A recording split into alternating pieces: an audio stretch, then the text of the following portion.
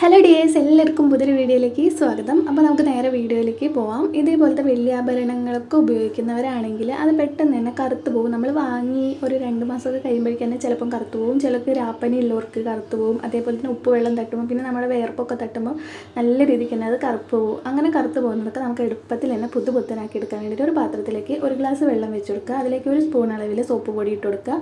അതൊന്ന് തിളച്ച ശേഷം നമ്മുടെ പാദസരം ആണെങ്കിൽ അത്, വേറെ എന്തെങ്കിലും ബ്രേസ്ലെറ്റ് ഒക്കെ ആണെങ്കിൽ അതിലേക്ക് ഇട്ട് കൊടുക്കുക. എന്നിട്ട് ഒരു 2 മിനിറ്റ് നേരം അത് അതിലേക്ക് ഇടുന്നൊന്ന് തിളക്കട്ടെ. ജസ്റ്റ് ഒന്ന് ഇളക്കി കൊടുക്കുകയും കൂടി ചെയ്യാം കേട്ടോ. നല്ല രീതിക്ക് തന്നെ കളർ വെച്ചിട്ട് വരും. നമ്മൾ കടലിലൊക്കെ ഉപ്പ് വെള്ളത്തിലൊക്കെ കളിച്ച് കഴിഞ്ഞാലൊക്കെ ഉണ്ടാവും പാദസരപ്പടെ കറുത്ത് പോവും. അതേപോലെ തന്നെ നമ്മുടെ വിയർപ്പ് തട്ടിയാൽ അങ്ങനെയൊക്കെ കറുത്ത് പോവും.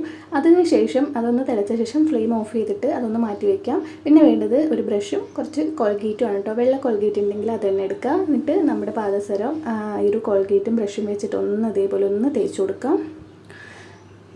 കുറച്ച് നമ്മൾ ഈ ഒരു വെള്ളത്തിലിട്ട് തിളപ്പിക്കുമ്പോഴേക്ക് തന്നെ അതിൻ്റെ കളർ ഏകദേശം ഒരു 75% കളറൊക്കെ മാറി നന്നായിട്ട് വെളുത്ത് വന്നിട്ടുണ്ടാവും. പിന്നെ ഈ ഒരു കോൾഗേറ്റും കൂടെ തയ്ക്കുമ്പോഴേക്ക് നല്ലോണം കളറായിട്ട് വന്നിട്ടുണ്ടാവും കേട്ടോ. നമ്മൾ പുത്തം പോലെ തന്നെ ഉണ്ടാവും.